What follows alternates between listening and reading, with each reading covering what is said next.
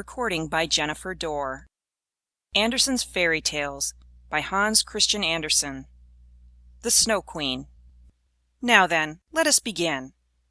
When we are at the end of the story, we shall know more than we know now. But to begin. Once upon a time there was a wicked sprite. Indeed, he was the most mischievous of all sprites. One day he was in a very good humor, for he had made a mirror with the power of causing all that was good and beautiful, when it was reflected therein, to look poor and mean. But that which was good for nothing, and looked ugly, was shown magnified, and increased in ugliness. In this mirror the most beautiful landscapes looked like boiled spinach, and the best persons were turned into frights, or appeared to stand on their heads. Their faces were so distorted that they were not to be recognized, and if anyone had a mole, you might be sure that it would be magnified and spread over both nose and mouth. "That's glorious fun," said the sprite. If a good thought passed through a man's mind, then a grin was seen in the mirror, and the sprite laughed heartily at his clever discovery. All the little sprites who went to his school, for he kept a sprite school, told each other that a miracle had happened, and that now, only, as they thought, it would be possible to see how the world really looked. They ran about with the mirror, and at last there was not a land or a person who was not represented distorted in the mirror. So then they thought they would fly up to the sky and have a joke there. The higher they flew with the mirror, the more terribly it grinned. They could hardly hold it fast. Higher and higher still they flew, nearer and nearer to the stars, when suddenly the mirror shook so terribly with grinning that it flew out of their hands and fell to the earth, where it was dashed in 100,000,000 and more pieces. And now it worked much more evil than before, for some of these pieces were hardly so large as a grain of sand, and they flew about in the wide world, and when they got into people's eyes, there they stayed, and then people saw everything perverted, or only had an eye for that which was evil. This happened because the very smallest bit had the same power which the whole mirror had possessed. Some persons even got a splinter in their heart, and then it made one shudder, for their heart became like a lump of ice. Some of the broken pieces were so large that they were used for window panes, through which one could not see one's friends. Other pieces were put in spectacles, and that was a sad affair when people put on their glasses to see well and rightly. Then the wicked sprite laughed till he almost choked, for all this tickled his fancy. The fine splinters still flew about in the air, and now we shall hear what happened next. Second story. A little boy and a little girl. In a large town where there are so many houses and so many people that there is no roof left for everybody to have a little garden, and where on this account most persons are obliged to content themselves with flowers in pots, there lived two little children, who had a garden somewhat larger than a flower pot. They were not brother and sister, but they cared for each other as much as if they were. Their parents lived exactly opposite. They inhabited two garrets, and where the roof of the one house joined that of the other, and the gutter ran along the extreme end of it, there was to each house a small window. One needed only to step over the gutter to get from one window to the other. The children's parents had large wooden boxes there, in which vegetables for the kitchen were planted, and little rose trees besides. There was a rose in each box, and they grew splendidly. They now thought of placing the boxes across the gutter, so that they nearly reached from one window to the other, and looked just like two walls of flowers. The tendrils of the peas hung down over the boxes, and the rose trees shot up long branches, twined round the windows, and then bent towards each other. It was almost like a triumphant arch of foliage and flowers. The boxes were very high, and the children knew that they must not creep over them, so they often obtained permission to get out of the windows to each other, and to sit on their little stools among the roses, where they could play delightfully. In winter there was an end of this pleasure. The windows were often frozen over, but then they heated copper farthings on the stove and laid the hot farthing on the window pane, and then they had a capital peephole, quite nicely rounded, and out of each peeped a gentle, friendly eye. It was the little boy and the little girl who were looking out. His name was Kay. Hers was Gerda. In summer, with one jump, they could get to each other, but in winter they were obliged first to go down the long stairs, and then up the long stairs again, and out of doors there was quite a snowstorm. "It is the white bees that are swarming," said Kay's old grandmother. "Do the white bees choose a queen?" asked the little boy, for he knew that the honey bees always have one. "Yes," said the grandmother. "She flies where the swarm hangs in the thickest clusters. She is the largest of all, and she can never remain quietly on the earth, but goes up again into the black clouds.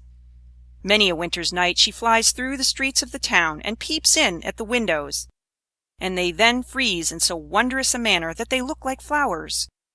"Yes, I have seen it," said both the children, and so they knew that it was true. "Can the Snow Queen come in?" said the little girl.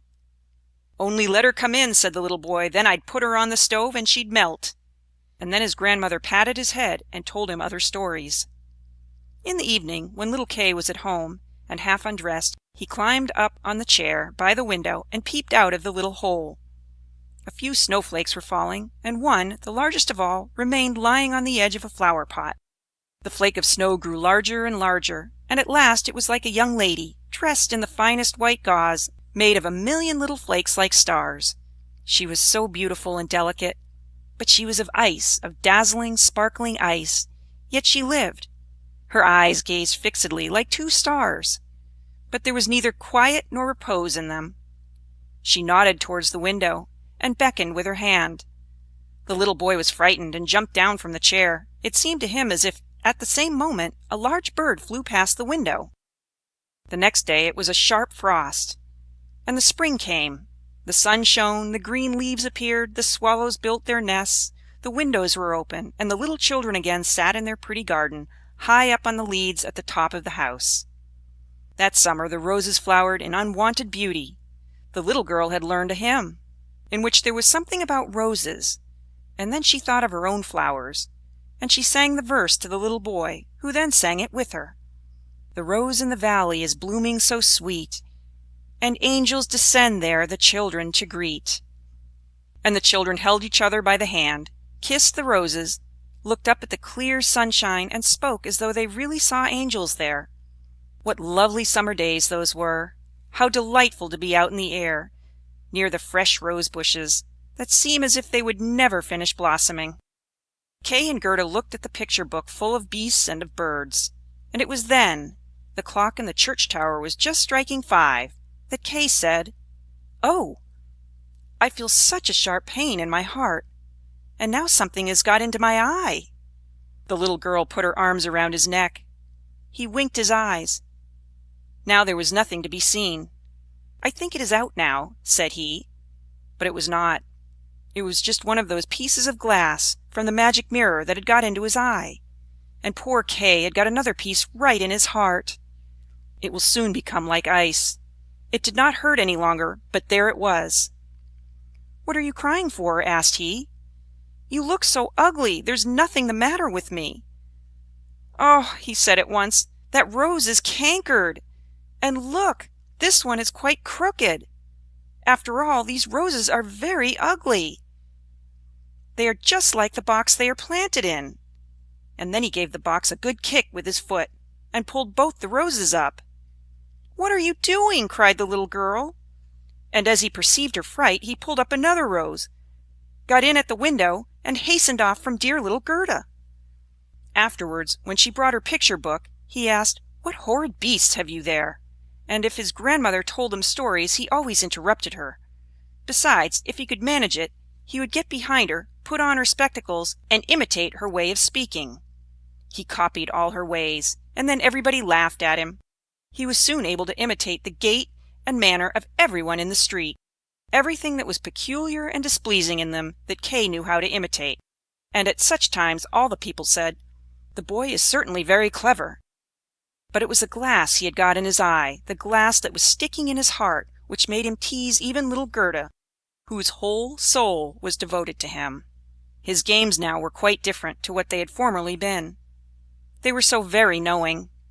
One winter's day, when the flakes of snow were flying about, he spread the skirts of his blue coat and caught the snow as it fell. "Look through this glass, Gerda," said he, and every flake seemed larger and appeared like a magnificent flower or beautiful star. It was splendid to look at. "Look, how clever!" said Kay. "That's much more interesting than real flowers.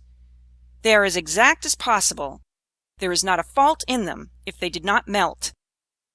It was not long after this that Kay came one day with large gloves on, and his little sledge at his back, and bawled right into Gerda's ears, "I have permission to go out into the square where the others are playing." And off he was in a moment. There in the marketplace some of the boldest of the boys used to tie their sledges to the carts as they passed by, and so they were pulled along, and got a good ride. It was so capital! Just as they were in the very height of their amusement, a large sledge passed by. It was painted quite white, and there was someone in it wrapped up in a rough white mantle of fur, with the rough white fur cap on his head. The sledge drove round the square twice, and Kay tied on his sledge as quickly as he could, and off he drove with it. On they went quicker and quicker into the next street, and the person who drove turned round to Kay and nodded to him in a friendly manner, just as if they knew each other.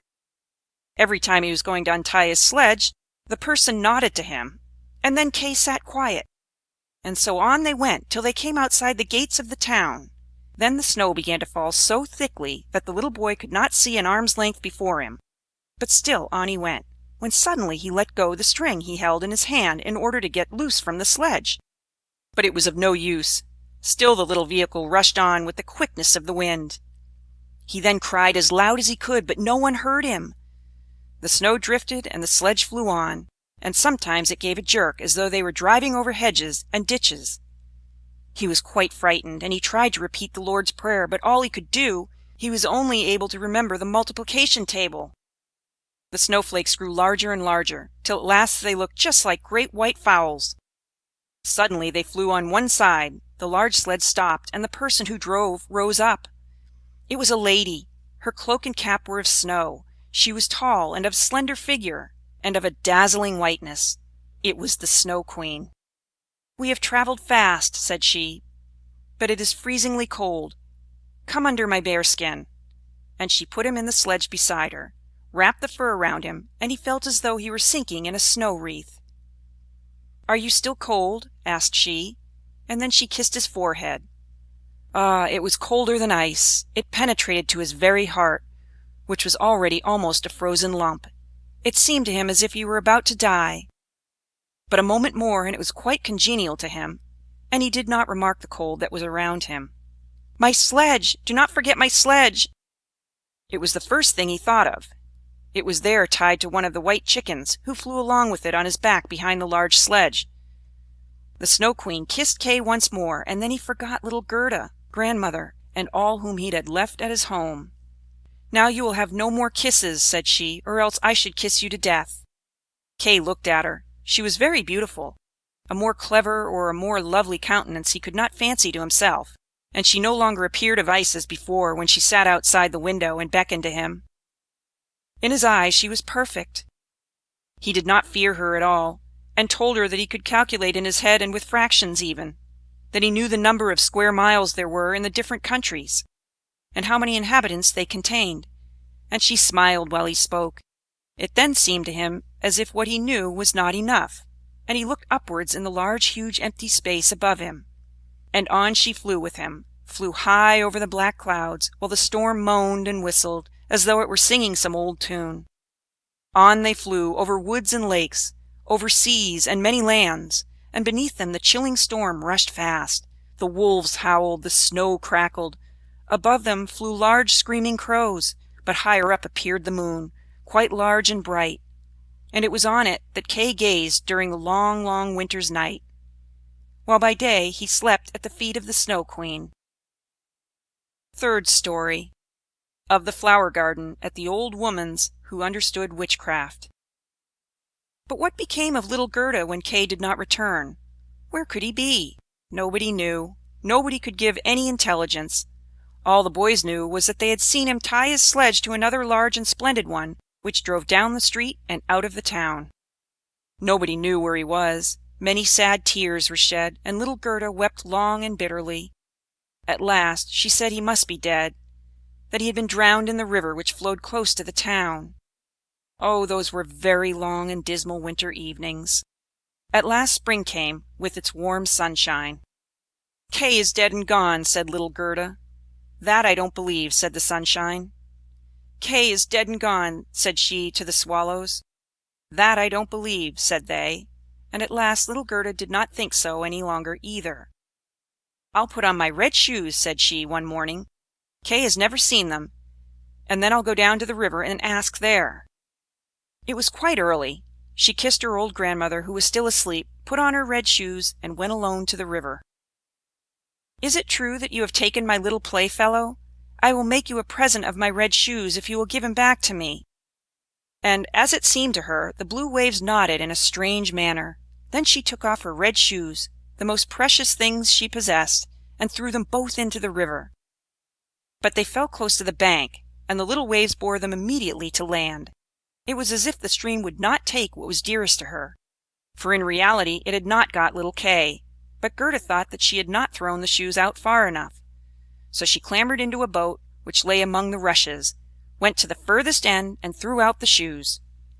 But the boat was not fastened, and the motion which she occasioned made it drift from the shore. She observed this and hastened to get back, but before she could do so the boat was more than a yard from the land, and was gliding quickly onward. Little Gerda was very frightened and began to cry, but no one heard her except the sparrows, and they could not carry her to land, but they flew along the bank and sang as if to comfort her. "Here we are! Here we are!" The boat drifted with the stream. Little Gerda sat quite still without shoes, for they were swimming behind the boat, but she could not reach them, because the boat went much faster than they did. The banks on both sides were beautiful, lovely flowers, venerable trees, and slopes with sheep and cows, but not a human being was to be seen. "Perhaps the river will carry me to little Kay," said she. And then she grew less sad. She rose and looked for many hours at the beautiful green banks. Presently she sailed by a large cherry orchard, where was a little cottage with curious red and blue windows. It was thatched, and before it 2 wooden soldiers stood sentry, and presented arms when anyone went past. Gerda called to them, for she thought they were alive, but they of course did not answer. She came close to them, for the stream drifted the boat quite near the land. Gerda called still louder, and an old woman then came out of the cottage, leaning upon a crooked stick. She had a large broad-brimmed hat on, painted with the most splendid flowers. "Poor little child," said the old woman, "how did you get upon the large rapid river to be driven about so in the wide world?" And then the old woman went into the water, caught hold of the boat with her crooked stick, drew it to the bank, and lifted little Gerda out. And Gerda was so glad to be on dry land again, but she was rather afraid of the strange old woman. "But come and tell me who you are, and how you came here," said she. And Gerda told her all, and the old woman shook her head and said, "Aha! Aha!" And when Gerda had told her everything, and asked her if she had not seen little Kay, the woman answered that he had not passed there, but he no doubt would come. And she told her not to be cast down, but taste her cherries, which were finer than any in a picture book, each of which could tell a whole story. She then took Gerda by the hand, led her into the little cottage, and locked the door. The windows were very high up, the glass was red, blue, and green, and the sunlight shone through quite wondrously in all sorts of colors. On the table stood the most exquisite cherries, and Gerda ate as many as she chose, for she had permission to do so. While she was eating, the old woman combed her hair with a golden comb, and her hair curled and shone with a lovely golden color around that sweet little face, which was so round and so like a rose. "I have often longed for such a dear little girl," said the old woman. "Now you shall see how well we agree together." And while she combed little Gerda's hair, the child forgot her foster brother Kay more and more. For the old woman understood magic, but she was no evil being. She only practiced witchcraft a little for her own private amusement, and now she wanted very much to keep little Gerda. She therefore went out in the garden, stretched out her crooked stick towards the rose bushes, which, beautifully as they were blowing, all sank into the earth, and no one could tell where they had stood. The old woman feared that if Gerda should see the roses, she would then think of her own, would remember little Kay, and run away from her. She now led Gerda into the flower garden. Oh, what odor and what loveliness was there! Every flower that one could think of, and every season, stood there in fullest bloom. No picture book could be gayer or more beautiful. Gerda jumped for joy and played till the sun set behind the tall cherry tree. She then had a pretty bed, with a red silken coverlet filled with blue violets. She fell asleep and had as pleasant dreams as ever a queen on her wedding day. The next morning she went to play with the flowers in the warm sunshine, and thus passed away a day. Gerda knew every flower, and numerous as they were, it still seemed to Gerda that one was wanting, though she did not know which. One day, while she was looking at the hat of the old woman painted with flowers, the most beautiful of them all seemed to her to be a rose. The old woman had forgotten to take it from her hat when she made the others vanish in the earth. But so it is, as one's thoughts are not collected. "What!" said Gerda, "are there no roses here?" And she ran about amongst the flower beds and looked, but there was not one to be found. She then sat down and wept, but her hot tears fell just where a rose bush had sunk. And when her warm tears watered the ground, the tree shot up suddenly, as fresh and blooming as when it had been swallowed up. Gerda kissed the roses, thought of her own dear roses at home, and with them of little Kay. "Oh, how long I have stayed!" said the little girl. "I intended to look for Kay.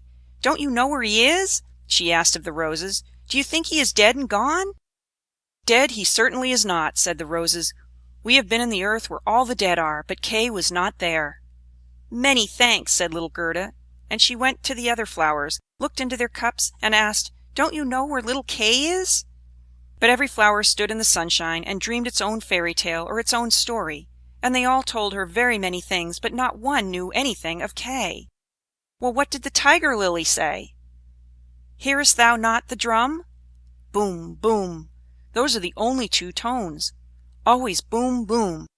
Hark to the plaintive song of the old woman, to the call of the priests. The Hindu woman in her long robe stands upon the funeral pile. The flames rise around her and her dead husband, but the Hindu woman thinks on the living one in the surrounding circle, on him whose eyes burn hotter than the flames, on him the fire of whose eyes pierces her heart more than the flames which soon will burn her body to ashes. Can the heart's flame die in the flame of the funeral pile?" "I don't understand that at all," said little Gerda. "That is my story," said the lily. "What did the convolvulus say?" "Projecting over a narrow mountain path, there hangs an old feudal castle. Thick evergreens grow on the dilapidated walls and around the altar, where a lovely maiden is standing. She bends over the railing and looks out upon the rose. No fresher rose hangs on the branches than she. No apple blossom carried away by the wind is more buoyant. How her silken robe is rustling! Is he not yet come? Is it Kay that you mean?" asked little Gerda. "I'm speaking about my story, about my dream," answered the convolvulus. "What did the snowdrops say?" "Between the trees a long board is hanging. It is a swing. 2 little girls are sitting in it, and swing themselves backwards and forwards. Their frocks are as white as snow, and long green silk ribbons flutter from their bonnets. Their brother, who is older than they are, stands up in the swing. He twines his arms round the cords to hold himself fast, for in one hand he has a little cup, and in the other a clay pipe. He is blowing soap bubbles. The swing moves, and the bubbles float in charming changing colors. The last is still hanging to the end of the pipe, and rocks in the breeze. The swing moves. The little black dog, as light as a soap bubble, jumps up on his hind legs to try to get into the swing. It moves. The dog falls down, barks, and is angry. They tease him. The bubble bursts. A swing, a bursting bubble. Such is my song. What you relate may be very pretty, but you tell it in so melancholy a manner, and do not mention Kay." "What do the hyacinths say?" "There were once upon a time 3 sisters, quite transparent and very beautiful. The robe of the one was red, that of the second blue, and that of the third white. They danced hand in hand beside the calm lake in the clear moonshine. They were not elfin maidens, but mortal children. A sweet fragrance was smelt, and the maidens vanished in the wood. The fragrance grew stronger. 3 coffins, and in them 3 lovely maidens, glided out of the forest and across the lake. The shining glowworms flew around like little floating lights. Do the dancing maidens sleep, or are they dead? The odor of the flowers say they are corpses. The evening bell tolls for the dead." "You make me quite sad," said little Gerda. "I cannot help thinking of the dead maidens. Oh, is little Kay really dead? The roses have been in the earth, and they say no." "Ding dong!" sounded the hyacinth bells. "We do not toll for little Kay. We do not know him. That is our way of singing, the only one we have." And Gerda went to the ranunculuses that looked forth from among the shining green leaves. "You are a little bright sun," said Gerda. "Tell me if you know where I can find my playfellow." And the ranunculus shone brightly, and looked again at Gerda. What song could the ranunculus sing? It was one that said nothing about Kay either. In a small court the bright sun was shining in the first days of spring. The beams glided down the white walls of a neighbor's house, and close by the fresh yellow flowers were growing, shining like gold in the warm sun rays. An old grandmother was sitting in the air. Her granddaughter, the poor and lovely servant, just come for a short visit. She knows her grandmother. There was gold, pure virgin gold, in that blessed kiss. "There, that is my little story," said the ranunculus. "My poor old grandmother," sighed Gerda. "Yes, she is longing for me, no doubt. She is sorrowing for me as she did for little Kay. But I will soon come home, and then I will bring Kay with me. It is of no use asking the flowers. They only know their own old rhymes, and can tell me nothing." And she tucked up her frock to enable her to run quicker. But the narcissus gave her a knock on the leg just as she was going to jump over it. She stood still, looked at the long yellow flower, and asked, "You perhaps know something?" And she bent down to the narcissus, and what did it say? "I can see myself. I can see myself. Oh, how odorous I am! Up in the little garret there stands, half dressed, a little dancer. She stands now on one leg, now on both. She despises the whole world, yet she lives only in imagination. She pours water out of the teapot over a piece of stuff which she holds in her hand. It is the bodice. Cleanliness is a fine thing. The white dress is hanging on the hook. It was washed in the teapot, and dried on the roof. She puts it on, ties a saffron-colored kerchief round her neck, and then the gown looks whiter. I can see myself. I can see myself." "That's nothing to me," said little Gerda. "That does not concern me." And then off she ran to the further end of the garden. The gate was locked, but she shook the rusted bolt till it was loosened, and the gate opened, and little Gerda ran off barefooted into the wide world. She looked round her thrice, but no one followed her. At last she could run no longer. She sat down on a large stone, and when she looked about her, she saw that the summer had passed. It was late in the autumn, but that one could not remark in the beautiful garden, where there was always sunshine, and where there were flowers the whole year round.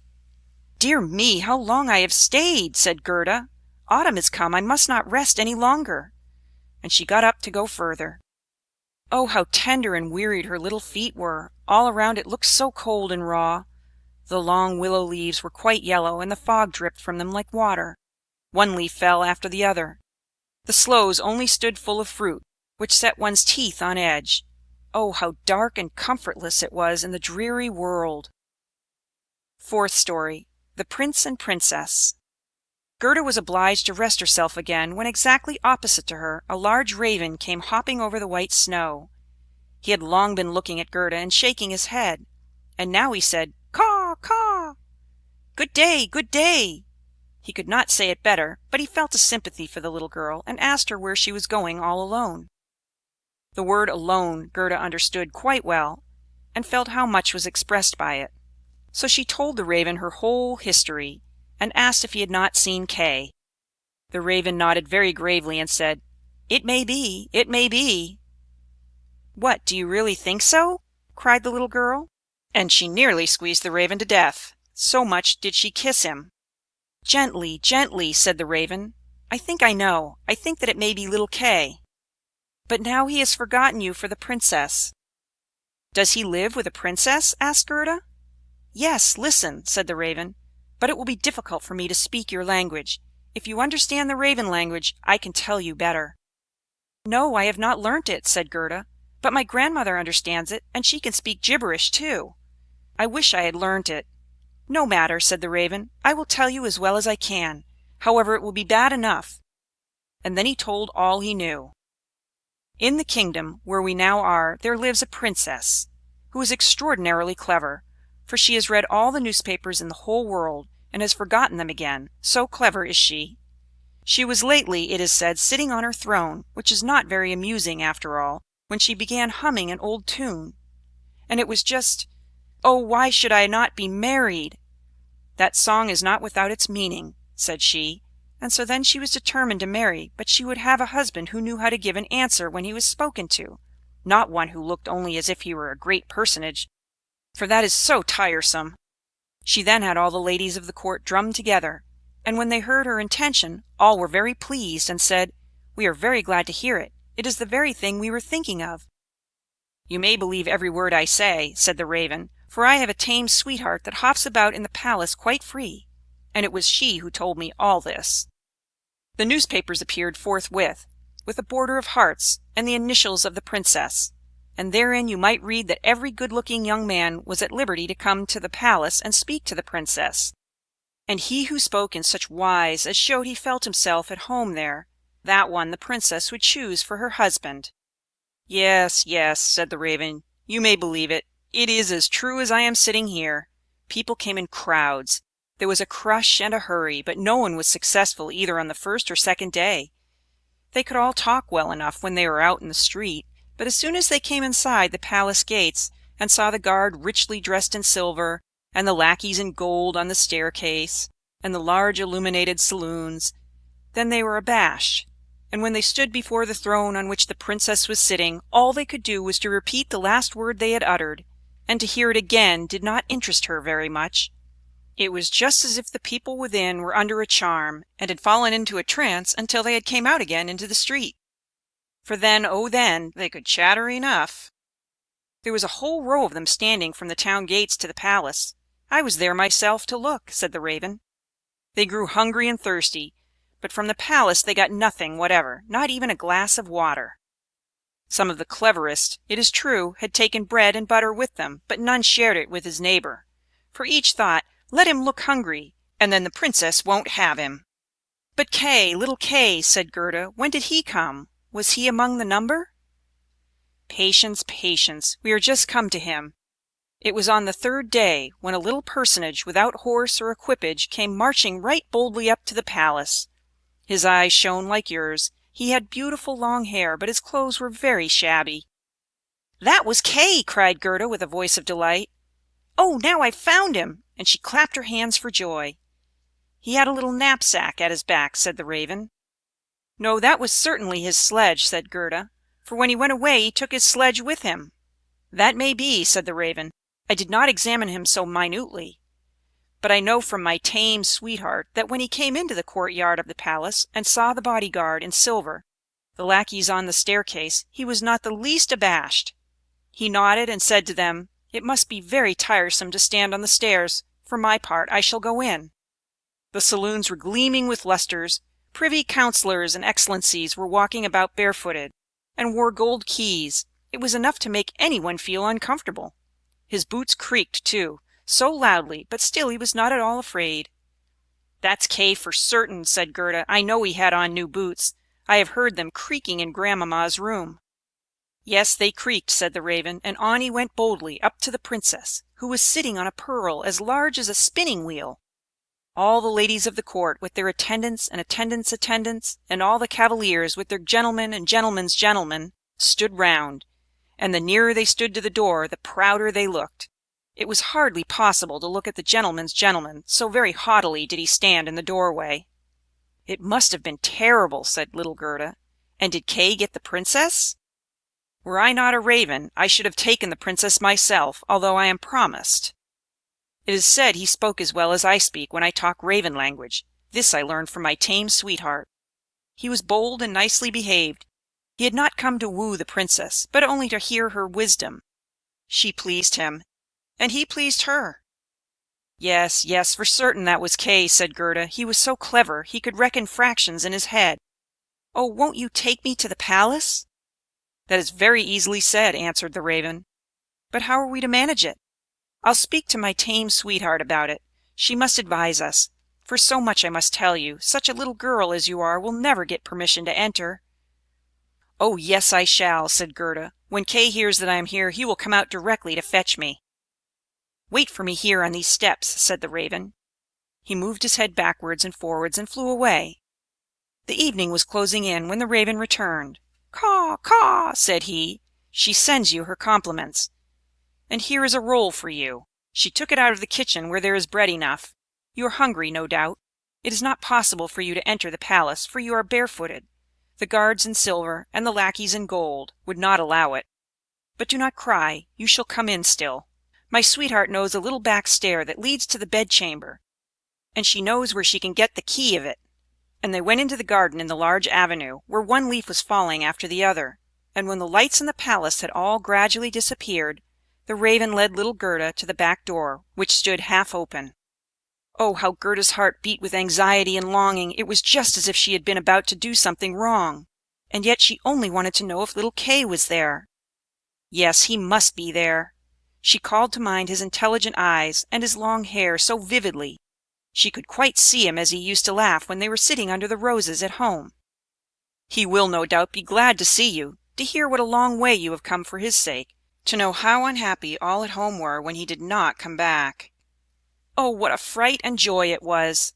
They were now on the stairs. A single lamp was burning there, and on the floor stood the tame Raven, turning her head on every side and looking at Gerda, who bowed as her grandmother had taught her to do. "My intended has told me so much good of you, my dear young lady," said the tame Raven. "Your tale is very affecting.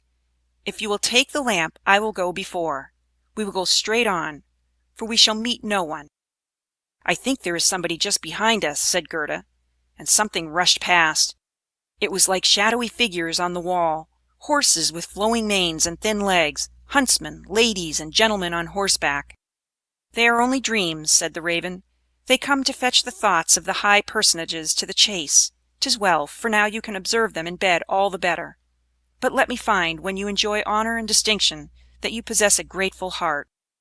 "Tut, that's not worth talking about," said the Raven of the woods. They now entered the first saloon, which was of rose-color satin, with artificial flowers on the wall. Here the dreams were rushing past, but they hastened by so quickly that Gerda could not see the high personages. One hall was more magnificent than the other. One might indeed well be abashed. And at last they came into the bedchamber. The ceiling of the room resembled a large palm tree with leaves of glass, of costly glass. And in the middle, from a thick golden stem, hung two beds, each of which resembled a lily. One was white, and in this lay the princess. The other was red, and it was here that Gerda was to look for little Kay. She bent back one of the red leaves, and saw a brown neck. Oh, that was Kay! She called him quite loud by name, held the lamp towards him. The dreams rushed back again into the chambers. He awoke, turned his head, and it was not little Kay. The prince was only like him about the neck, but he was young and handsome. And out of the white lily leaves the princess peeped, too, and asked what was the matter. Then little Gerda cried, and told her whole story, and all that the Raven had done for her. "Poor little thing," said the prince and the princess. They praised the Ravens very much, and told them they were not at all angry with them, but they were not to do so again. However, they should have a reward. "Will you fly about here at liberty?" asked the princess, "or would you like to have a fixed appointment as court ravens, with all the broken bits from the kitchen?" And both the Ravens nodded, and begged for a fixed appointment, for they thought of their old age, and said, "It's a good thing to have a provision for our old days." And the prince got up and let Gerda sleep in his bed, and more than this he could not do. She folded her little hands and thought, how good men and animals are, and she then fell asleep and slept soundly. All the dreams flew in again, and they now looked like the angels. They drew a little sledge, in which little Kay sat and nodded his head, but the whole was only a dream, and therefore it all vanished as soon as she awoke. The next day she was dressed from head to foot in silk and velvet. They offered to let her stay at the palace, and lead a happy life, but she begged to have a little carriage with a horse in front, and for a small pair of shoes. Then she said she would again go forth in the wide world and look for Kay. Shoes and a muff were given her. She was, too, dressed very nicely, and when she was about to set off, a new carriage stopped before the door. It was of pure gold, and the arms of the prince and princess shone like a star upon it. The coachman, the footmen, and the outriders, for outriders were there too, all wore golden crowns. The prince and the princess assisted her in the carriage themselves, and wished her all success. The Raven of the woods, who was now married, accompanied her for the first 3 miles. He sat beside Gerda, for he could not bear riding backwards. The other Raven stood in the doorway and flapped her wings. She could not accompany Gerda because she suffered from headaches since she had had a fixed appointment and ate so much. The carriage was lined inside with sugar plums, and in the seats were fruits and gingerbread. "Farewell, farewell!" cried Prince and Princess, and Gerda wept, and the Raven wept. Thus passed the first miles, and then the Raven bade her farewell. And this was the most painful separation of all. He flew into a tree, and beat his black wings as long as he could see the carriage that shone from afar like a sunbeam. Fifth Story. The Little Robber Maiden. They drove through the dark wood, but the carriage shone like a torch, and it dazzled the eyes of the robbers so that they could not bear to look at it. "'Tis gold! 'Tis gold!" they cried, and they rushed forward, seized the horses, knocked down the little postilion, the coachman, and the servants, and pulled little Gerda out of the carriage. "How plump, how beautiful she is! She must have been fed on nut kernels," said the old female robber, who had a long scrubby beard, and bushy eyebrows that hung down over her eyes. "She is as good as a fatted lamb. How nice she will be!" And then she drew out a knife, the blade of which shone so that it was quite dreadful to behold. "Oh!" cried the woman at the same moment. She had been bitten in the ear by her own little daughter, who hung at her back, and who was so wild and unmanageable that it was quite amusing to see her. "You naughty child!" said the mother. And now she had not time to kill Gerda. "She shall play with me," said the little robber child. "She shall give me her muff and her pretty frock. She shall sleep in my bed." And then she gave her mother another bite, so that she jumped and ran round with the pain, and the robbers laughed and said, "Look how she is dancing with the little one." "I will go into the carriage," said the little robber maiden. And she would have her will, for she was very spoiled and very headstrong. She and Gerda got in, and then away they drove over the stumps of felled trees, deeper and deeper into the woods. The little robber maiden was tall as Gerda, but stronger, broader shouldered, and of dark complexion. Her eyes were quite black; they looked almost melancholy. She embraced little Gerda, and said, "They shall not kill you as long as I am not displeased with you. You are doubtless a princess?" "No," said little Gerda, who then related all that had happened to her, and how much she cared about little Kay. The little robber maiden looked at her with a serious air, nodded her head slightly, and said, "They shall not kill you, even if I am angry with you. Then I will do it myself." And she dried Gerda's eyes, and put both hands in the handsome muff, which was so soft and warm. At length the carriage stopped. They were in the midst of the courtyard of a robber's castle. It was full of cracks from top to bottom, and out of the openings magpies and rooks were flying. And the great bulldogs, each of which looked as if he could swallow a man, jumped up, but they did not bark, for that was forbidden. In the midst of the large old smoking hall burnt a great fire on the stone floor. The smoke disappeared under the stones, and had to seek its own egress. In an immense cauldron soup was boiling, and rabbits and hares were being roasted on a spit.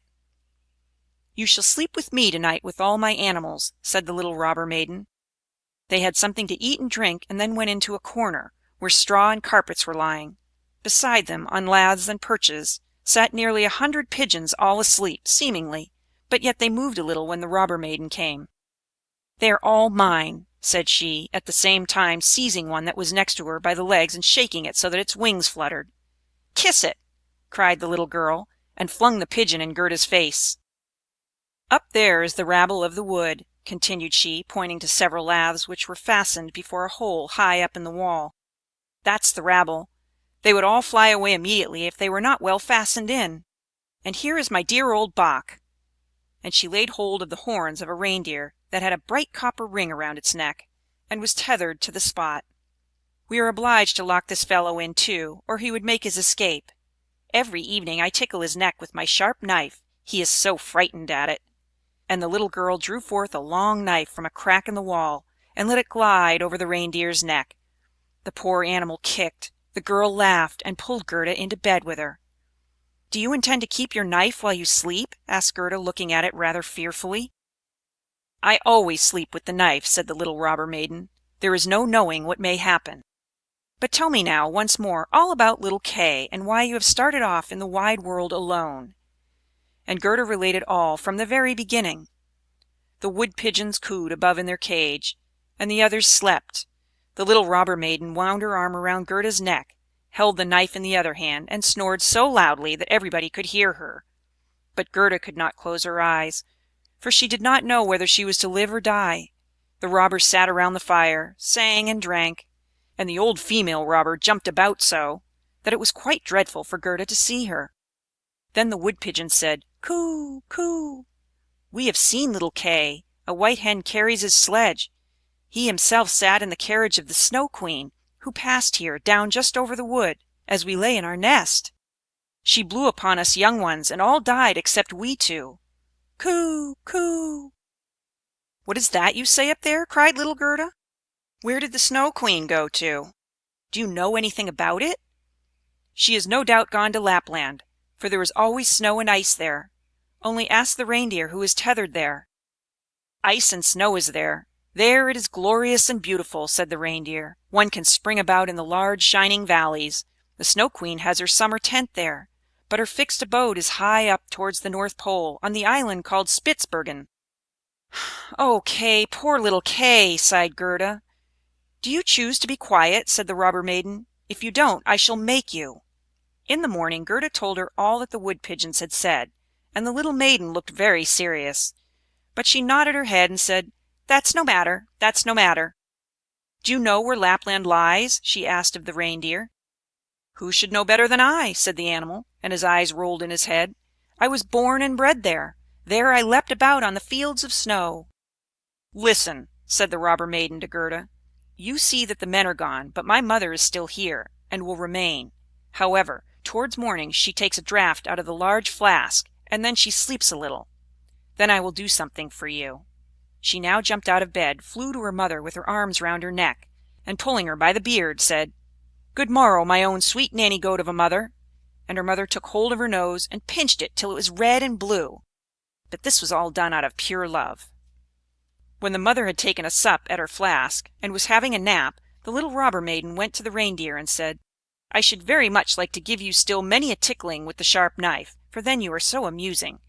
However, I will untether you and help you out, so that you may go back to Lapland. But you must make good use of your legs, and take this little girl for me to the place of the SnowQueen, where her playfellow is. You have heard, I suppose, all she has said, for she spoke loud enough, and you were listening." The reindeer gave a bound for joy. The robber maiden lifted up little Gerda and took the precaution to bind her fast on the reindeer's back. She even gave her a small cushion to sit on. "Here are your worsted leggings, for it will be cold, but the muff I shall keep for myself, for it is so very pretty. But I do not wish you to be cold. Here is a pair of lined gloves of my mother's. They just reach up to your elbow. On with them! Now you look about the hands just like my ugly old mother." And Gerda wept for joy. "I can't bear to see you fretting," said the little robber maiden. "This is just the time when you ought to look pleased. Here are 2 loaves and a ham for you, so that you won't starve." The bread and the meat were fastened to the reindeer's back. The little maiden opened the door, called in all the dogs, and then, with her knife, cut the rope that fastened the animal, and said to him, "Now off with you, but take good care of the little girl." And Gerda stretched out her hands with the large wadded gloves towards the robber maiden, and said, "Farewell."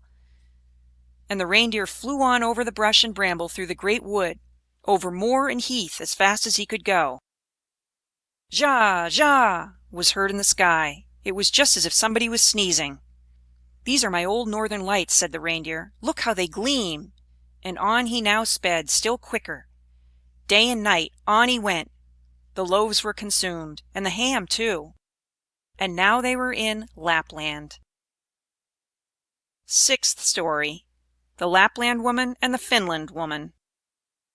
Suddenly they stopped before a little house, which looked very miserable. The roof reached to the ground, and the door was so low that the family were obliged to creep upon their stomachs when they went in or out. Nobody was at home except an old Lapland woman, who was dressing fish by the light of an oil lamp. And the reindeer told her the whole of Gerda's history, but first of all his own, for that seemed to him of much greater importance. Gerda was so chilled that she could not speak. "Poor thing," said the Lapland woman. "You have far to run still. You have more than 100 miles to go before you get to Finland. There the SnowQueen has her country house, and burns blue lights every evening. I will give you a few words from me, which I will write on a dried haberdine, for paper I have none. This you can take with you to the Finland woman, and she will be able to give you more information than I can." When Gerda had warmed herself and had eaten and drunk, the Lapland woman wrote a few words on a dried haberdine, begged Gerda to take care of them, put her on the reindeer, bound her fast, and away sprang the animal. "Ja, ja," was again heard in the air. The most charming blue lights burned the whole night in the sky, and at last they came to Finland. They knocked at the chimney of the Finland woman, for as to a door she had none. There was such a heat inside that the Finland woman herself went about almost naked. She was diminutive and dirty. She immediately loosened little Gerda's clothes, pulled off her thick gloves and boots, for otherwise the heat would have been too great, and after laying a piece of ice on the reindeer's head, read what was written on the fish skin. She read it 3 times. She then knew it by heart, so she put the fish into the cupboard, for it might very well be eaten, and she never threw anything away. Then the reindeer related his own story first, and afterwards that of little Gerda, and the Finland woman winked her eyes, but said nothing. "You are so clever," said the reindeer. "You can, I know, twist all the winds of the world together in a knot. If the seaman loosens one knot, then he has a good wind. If a second, then it blows pretty stiffly. If he undoes the third and fourth, then it rages so that the forests are upturned. Will you give the little maiden a potion, that she may possess the strength of 12 men and vanquish the SnowQueen?" "The strength of 12 men," said the Finland woman. "Much good that would be." Then she went to the cupboard and drew out a large skin rolled up. When she had unrolled it, strange characters were to be seen written thereon, and the Finland woman read at such a rate that the perspiration trickled down her forehead. But the reindeer begged so hard for little Gerda, and Gerda looked so imploringly with tearful eyes at the Finland woman, that she winked and drew the reindeer aside into a corner, where they whispered together, while the animal got some fresh ice put on his head. "'Tis true little Kay is at the SnowQueen's, and finds everything there quite to his taste, and he thinks it the very best place in the world.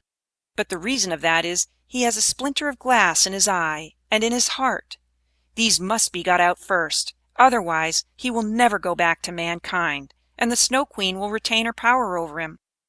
But can you give little Gerda nothing to take which will endue her with power over the whole?"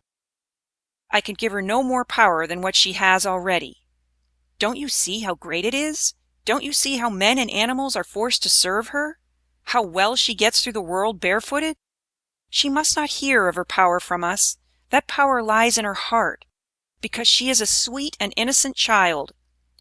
If she cannot get to the SnowQueen by herself, and rid little Kay of the glass, we cannot help her. 2 miles hence the garden of the SnowQueen begins. Thither you may carry the little girl. Set her down by the large bush with red berries, standing in the snow. Don't stay talking, but hasten back as fast as possible." And now the Finland woman placed little Gerda on the reindeer's back, and off he ran with all imaginable speed.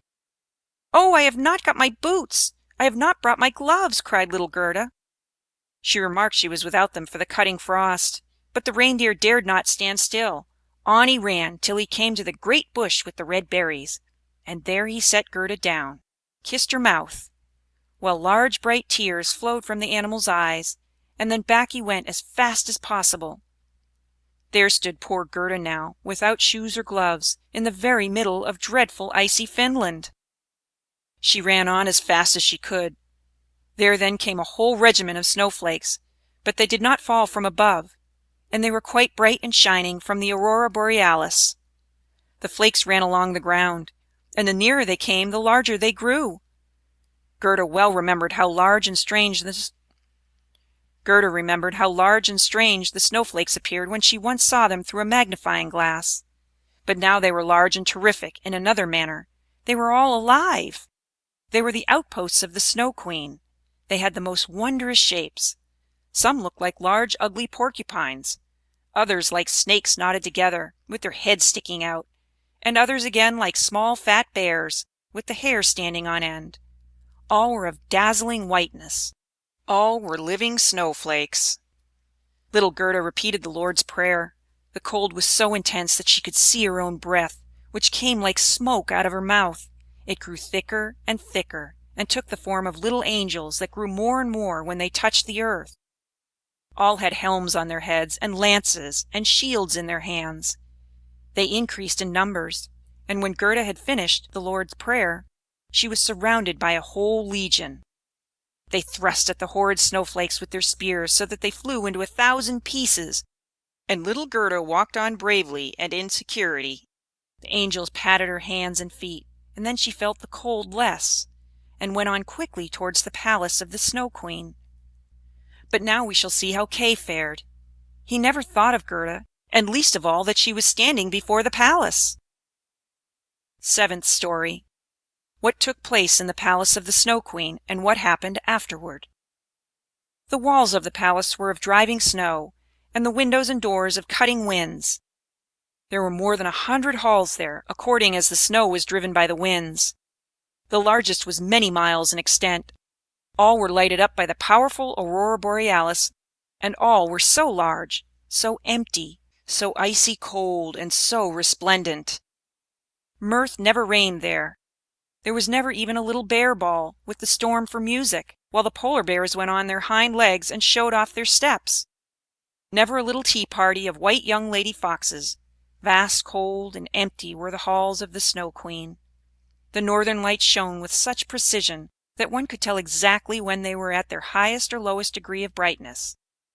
In the middle of the empty, endless hall of snow was a frozen lake. It was cracked in 1,000 pieces, but each piece was so like the other that it seemed the work of a cunning artificer. In the middle of this lake sat the Snow Queen when she was at home, and then she said she was sitting in the mirror of understanding, and that this was the only one and the best thing in the world. Little Kay was quite blue, yes, nearly black with cold, but he did not observe it, for she had kissed away all feeling of cold from his body, and his heart was a lump of ice. He was dragging along some pointed flat pieces of ice, which he laid together in all possible ways, for he wanted to make something with them, just as we have little flat pieces of wood to make geometrical figures with, called the Chinese puzzle. Kay made all sorts of figures, the most complicated, for it was an ice puzzle for the understanding. In his eyes the figures were extraordinarily beautiful, and of the utmost importance, for the bit of glass which was in his eye caused this. He found whole figures which represented a written word, but he never could manage to represent just the word he wanted. That word was eternity. And the Snow Queen had said, "If you can discover that figure, you shall be your own master, and I will make you a present of the whole world and a pair of new skates." But he could not find it out. "I am going now to warm lands," said the Snow Queen. "I must have a look down into the black cauldrons." It was the volcanoes Vesuvius and Etna that she meant. "I will just give them a coating of white, for that is as it ought to be. Besides, it is good for the oranges and the grapes." And then away she flew, and Kay sat quite alone in the empty halls of ice that were miles long, and looked at the blocks of ice, and thought, till his skull was almost cracked. There he sat, quite benumbed and motionless. One would have imagined he was frozen to death. Suddenly little Gerda stepped through the great portal into the palace. The gate was formed of cutting winds. But Gerda repeated her evening prayer, and the winds were laid as though they slept. And the little maiden entered the vast, empty, cold halls. There she beheld Kay. She recognized him, flew to embrace him, and cried out, her arms firmly holding him the while, "Kay, sweet little Kay, have I then found you at last?" But he sat quite still, benumbed and cold. Then little Gerda shed burning tears, and they fell on his bosom. They penetrated to his heart. They thawed the lumps of ice, and consumed the splinters of the looking-glass. He looked at her, and she sang the hymn, "The rose in the valley is blooming so sweet, and angels descend there the children to greet." Hereupon Kay burst into tears. He wept so much that the splinter rolled out of his eye, and he recognized her and shouted, "Gerda, sweet little Gerda, where have you been so long?" "And where have I been?" He looked round. "How cold it is here," said he. "How empty and cold!" And he held fast by Gerda, who laughed and wept for joy. It was so beautiful that even the blocks of ice danced about for joy. And when they were tired and laid themselves down, they formed exactly the letters which the Snow Queen had told them to find out. So now he was his own master, and he would have the whole world and a pair of new skates into the bargain. Gerda kissed his cheeks, and they grew quite blooming. She kissed his eyes, and they shone like her own. She kissed his hands and feet, and he was again well and merry. The Snow Queen might come back as soon as she liked. There stood his discharge written in resplendent masses of ice. They took each other by the hand and wandered forth out of the large hall. They talked of their old grandmother, and of the roses upon the roof, and wherever they went the wind ceased raging, and the sun burst forth, and when they reached the bush with the red berries, they found the reindeer waiting for them. He had brought another, a young one, with him, whose udder was filled with milk, which he gave to the little ones, and kissed their lips. They then carried Kay and Gerda first to the Finland woman, where they warmed themselves in the warm room, and learned what they were to do on their journey home. And they went to the Lapland woman, who made some new clothes for them and repaired their sledges. The reindeer and the young hind leaped along beside them, and accompanied them to the boundary of the country. Here the first vegetation peeped forth. Here Kay and Gerda took leave of the Lapland woman. "Farewell, farewell," they all said, and the first green buds appeared. The first little birds began to chirp, and out of the wood came riding on a magnificent horse which Gerda knew. It was one of the leaders in the golden carriage, a young damsel with a bright red cap on her head and armed with pistols. It was the little robber maiden, who, tired of being at home, and determined to make a journey to the north, and afterwards in another direction if that did not please her. She recognized Gerda immediately, and Gerda knew her too. It was a joyful meeting. "You are a fine fellow for tramping about," said she to little Kay. "I should like to know, faith, if you deserve that one should run from one end of the world to the other for your sake." But Gerda patted her cheeks and inquired for the prince and princess. "They are gone abroad," said the other. "But the raven?" asked little Gerda. "Oh, the raven is dead," she answered. "His tame sweetheart is a widow, and wears a bit of black worsted round her leg. She laments most piteously, but it's all mere talk and stuff. Now tell me what you've been doing, and how you managed to catch him." And Gerda and Kay both told their story. "And Schnipp, Schnapp, Schnurr, Basiler," said the robber maiden, and she took the hands of each and promised that if she should some day pass through their town where they lived, she would come and visit them. And then away she rode. Kay and Gerda took each other's hand. It was lovely spring weather, with abundance of flowers and of verdure. The church bells rang, and the children recognized the high towers and the large town. It was that in which they dwelt. They entered and hastened up to their grandmother's room, where everything was standing as formerly. The clock said tick-tack, and the fingers moved round, but as they entered they remarked that they were now grown up. The roses on the leads hung blooming at the open window. There stood the little children's chairs, and Kay and Gerda sat down on them, holding each other by the hand. They both had forgotten the cold, empty splendor of the Snow Queen, as though it had been a dream. The grandmother sat in the bright sunshine and read aloud from the Bible, "Unless ye become as little children, ye cannot enter the kingdom of heaven." And Kay and Gerda looked in each other's eyes, and all at once they understood the old hymn. "The rose in the valley is blooming so sweet, and angels descend there the children to greet." There sat the two grown-up persons, grown up and yet children, children at least in heart, and it was summer time. Summer, glorious summer. End of The Snow Queen.